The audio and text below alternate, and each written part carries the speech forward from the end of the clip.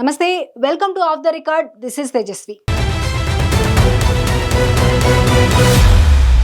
Jagan political స్ట్రాటజీలు ఆ party వారికే అంతుపట్టకుండా తయారవుతున్నాయంట. ప్రతిపక్ష నేత హోదా కూడా లేకుండా పోయిన మాజీ ముఖ్యమంత్రి జగన్ ప్రజల్లోకి రావడానికి ఎంచుకుంటున్న ఇష్యూలు, సందర్భాలు వివాదాస్పదంగా మారుతున్నాయి. రాష్ట్రంలో ఏవైనా అవాంఛనీయ ఘటనలు జరిగినప్పుడు, మరణాలు సంభవించినప్పుడు, తన పార్టీ నేతలు అరెస్ట్ అయినప్పుడు మాత్రమే జగన్ బయటకు వస్తుండటం వైసీపీ శ్రేణులకే మింగుడు పట్టం లేదంట. అంతకుముందు తిరుమలలో, తాజాగా సింహాచలంలో మాజీ సీఎం చేసిన హడావిడి తనపై పడిన మతముద్రను చెరిపేసుకుని ప్రజల్లో చీలికలు తేవడానికే అన్న అభిప్రాయం వ్యక్తమవుతుంది.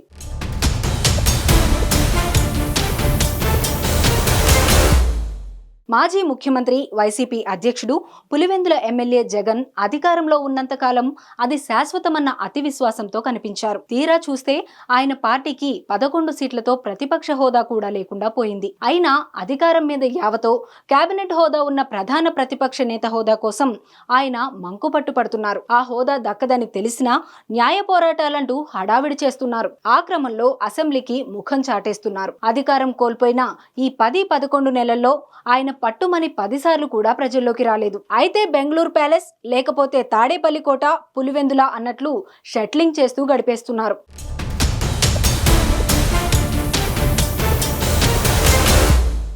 ఓటమి తర్వాత నిండా ఏడాది గడవకుండానే జగన్ మళ్లీ అధికారంపై మమకారం పెంచేసుకున్నారు. అప్పుడే కూటమి సర్కార్పై వ్యతిరేకత పెరిగిపోయిందని, తిరిగి అధికారంలోకి వచ్చేది తామే అని, ఈసారి గెలిచి 30 ఏళ్లు అధికారంలో ఉంటామని స్టేట్మెంట్ మొదలు పెట్టారు. జగన్ 2.0 పాలన డిఫరెంట్ స్టైల్లో ఉంటుందని, క్యాడర్ కు ప్రాధాన్యత ఇస్తామని తెగ ధీమా ప్రదర్శించడం మొదలుపెట్టారు.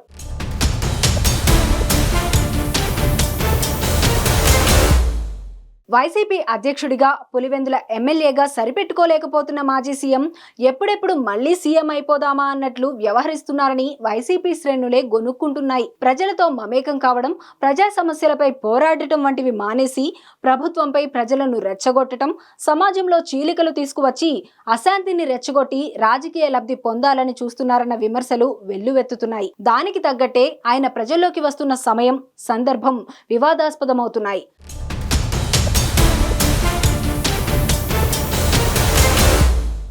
రాష్ట్రంలో ఎప్పుడు ఏ ఉపద్రవం జరుగుతుందా, ఎక్కడ ఏ విషాదం చోటు చేసుకుంటుందా అని ఎదురు చూస్తున్నట్లు ఆయా సందర్భాల్లోనే ఆయన బయటకు వచ్చి హడావిడి చేస్తున్నారు.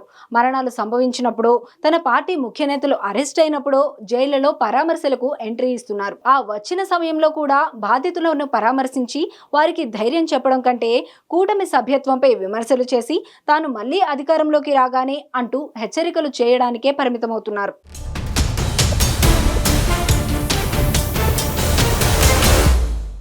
తాజాగా సింహాచలంలో జరిగిన దురదృష్టకర ఘటనలో 7గురు మరణించారు.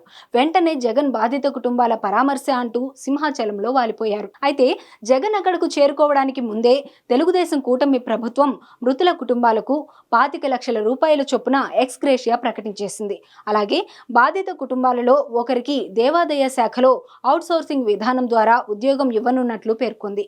దాంతో సింహాచలంలో జగన్ వాయిస్ మారిపోయింది. బాధిత కుటుంబాలకు ఇచ్చిన నష్టపరిహారం సరిపోదని, గతంలో ఎల్జీ పాలిమర్స్ ప్రమాదంలో మరణించిన వారి కుటుంబాలకు తాను ₹1 కోటి నష్టపరిహారం ప్రకటించానని, ఇప్పుడు సింహాచలం ఘటనలో మరణించిన వారి కుటుంబాలకు కూడా అంతే పరిహారం ఇవ్వాలంటూ డిమాండ్ చేశారు. లేకపోతే తాను అధికారంలోకి వచ్చిన తర్వాత బాధిత కుటుంబాలకు మిగిలిన ₹75 లక్షల తాను ఇస్తానని ప్రకటించారు.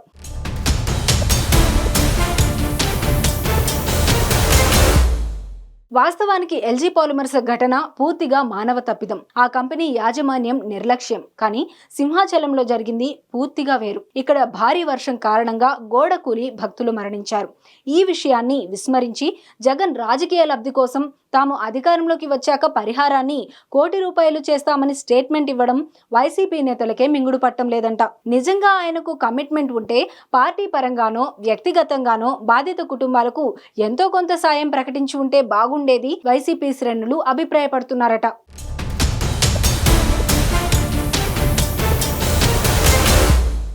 కూటమి ప్రభుత్వం ఏర్పడిన కొత్తలో బుడమేరు పొంగి బెజవాడ ముంపునకు గురైంది. అప్పుడు అక్కడికి వచ్చిన జగన్ వరద బాధితులకు ₹1 కోటి విరాళం ప్రకటించారు. అది గుర్తు చేస్తూ జగన్ ముందు విజయవాడ బుడమేరు ముంపు సమయంలో ప్రకటించిన ₹1,00,00,000 విరాళం మాటేమిటి అని నెటిజన్లు నిలదీస్తున్నారు. అయినా జగన్ సింహాచలం వచ్చింది బాధితులను పరామర్శించి ఓదార్చడానికా లేక రాజకీయం చేయడానికా అని ప్రశ్నిస్తున్నారు. తనపై ఉన్న మతముద్రను చెరిపేసుకోవడానికి జగన్ మొన్న తిరుమలలో, ఇప్పుడు సింహాచలంలో రాజకీయం చేయాలని చూస్తున్నారని మండిపడుతున్నారు.